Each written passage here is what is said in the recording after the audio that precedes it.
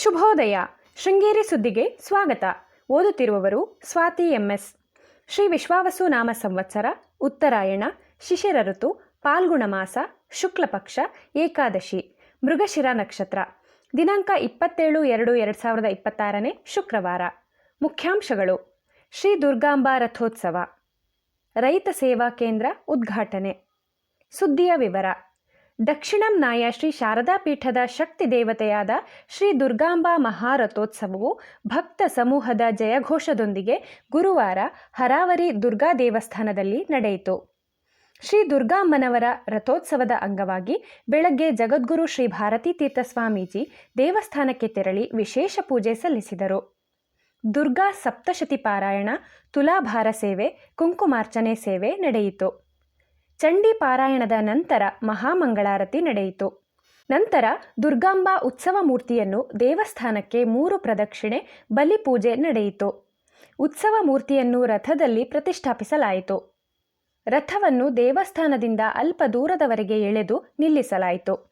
ಸಂಜೆ ಜಗದ್ಗುರುಗಳ ಉಪಸ್ಥಿತಿಯಲ್ಲಿ ರಥವನ್ನು ದೇವಸ್ಥಾನದವರೆಗೆ ಎಳೆಯಲಾಯಿತು. ತಂತ್ರಿ ಸೀತಾರಾಮ ಶರ್ಮಾ ನೇತೃತ್ವದಲ್ಲಿ ಧಾರ್ಮಿಕ ವಿಧಿವಿಧಾನ ನಡೆಯಿತು. ಪುರೋಹಿತರಾದ ಶಿವಕುಮಾರ ಶರ್ಮಾ, ಕೃಷ್ಣ ಭಟ್, ಶ್ರೀಮಠದ ಆಡಳಿತಾಧಿಕಾರಿ PA ಮುರಳಿ, ಅಧಿಕಾರಿಗಳಾದ ಶಿವಶಂಕರ ಭಟ್, ಮಂಜುನಾಥ್ ಭಟ್, ಜಗದ್ಗುರುಗಳ ಆಪ್ತ ಸಹಾಯಕರಾದ ಕೃಷ್ಣಮೂರ್ತಿ ಭಟ್, ಶಮಂತ ಶರ್ಮಾ ಇದ್ದರು. ಶುಕ್ರವಾರ ಓಕುಳಿ ಸಂಧಾನೋತ್ಸವ, ಸಂಜೆ ಧ್ವಜಾರೋಹಣ ನಡೆಯಲಿದೆ. ರಥೋತ್ಸವದ ಅಂಗವಾಗಿ ಶ್ರೀ ದುರ್ಗಾಂಬಾ ಸನ್ನಿಧಿಯಲ್ಲಿ ತಳಿರು ತೋರಣ, ವಿದ್ಯುತ್ ದೀಪಾಲಂಕಾರ, ಬಾಳೆಕಂಬ, ರಂಗೋಲಿ ಹಾಕುವುದರ ಮೂಲಕ ಮೆರಗು ಹೆಚ್ಚಿತ್ತು.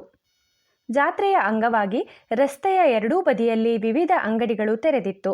ಸಹಸ್ರಾರು ಭಕ್ತಾದಿಗಳು ಮಧ್ಯಾಹ್ನದ ಭೋಜನ ಸ್ವೀಕರಿಸಿದರು. ರೈತರು ಬೆಳೆದ ಉತ್ಪನ್ನ ಮಾರಾಟಕ್ಕೆ ನೇರ ಖರೀದಿ ಕೇಂದ್ರವಾಗಿರುವ ರೈತ ಸೇವಾ ಕೇಂದ್ರ ಬಳಸಿಕೊಳ್ಳಬೇಕು ಎಂದು ಶ್ರೀ ಶಾರದಾ ಪೀಠದ ಅಧಿಕಾರಿ ಸತೀಶ್ ಭಟ್ ಹೇಳಿದರು. ಸಂತೆ ಮಾರುಕಟ್ಟೆ ಪ್ರಾಂಗಣದಲ್ಲಿ ರೈತ ಸೇವಾ ಕೇಂದ್ರವನ್ನು ಗುರುವಾರ ಉದ್ಘಾಟಿಸಿ ಮಾತನಾಡಿದರು. ಮಲೆನಾಡಿನ ರೈತರು ಪ್ರಸ್ತುತ ಆರ್ಥಿಕ ಸಬಲತೆ ಪಡೆಯಲು ಪರ್ಯಾಯ ಬೆಳೆಗಳನ್ನು ಬೆಳೆಸುವತ್ತ ಹೆಚ್ಚಿನ ಮುತುವರ್ಜಿ ವಹಿಸಬೇಕು ಎಂದರು.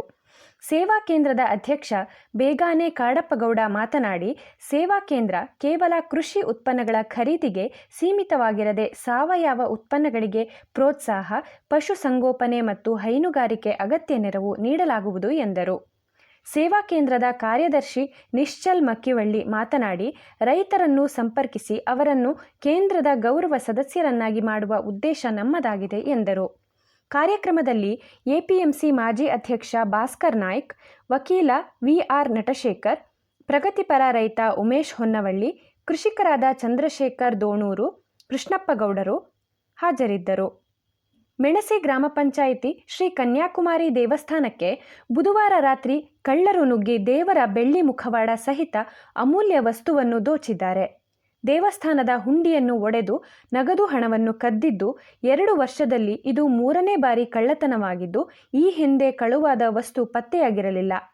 ಪ್ರಕರಣ ಸ್ಥಳೀಯ ಠಾಣೆಯಲ್ಲಿ ದಾಖಲಾಗಿದೆ. ಪ್ರಧಾನ ಸಂಪಾದಕ KL ಗೋಪಾಲಕೃಷ್ಣ, ಸಹಕಾರ KV ರಮೇಶ್, ತಾಂತ್ರಿಕ ಸಹಕಾರ ಸ್ವಾತಿ MS ಮತ್ತು ಸೌಮ್ಯ ವಿಜಯಕುಮಾರ್. ಜಾಹೀರಾತು ಮತ್ತು ಪ್ರತಿಕ್ರಿಯೆ ನೀಡುವವರು ಶೃಂಗೇರಿ ಸುದ್ದಿ ಕೇಳಲು ನಿಮ್ಮ ಹೆಸರು, ವಾಟ್ಸ್ಆ್ಯಪ್ ಸಂಖ್ಯೆಯನ್ನು 9448843831ಗೆ ವಾಟ್ಸ್ಆ್ಯಪ್ ಮಾಡಿ. ವಂದನೆ.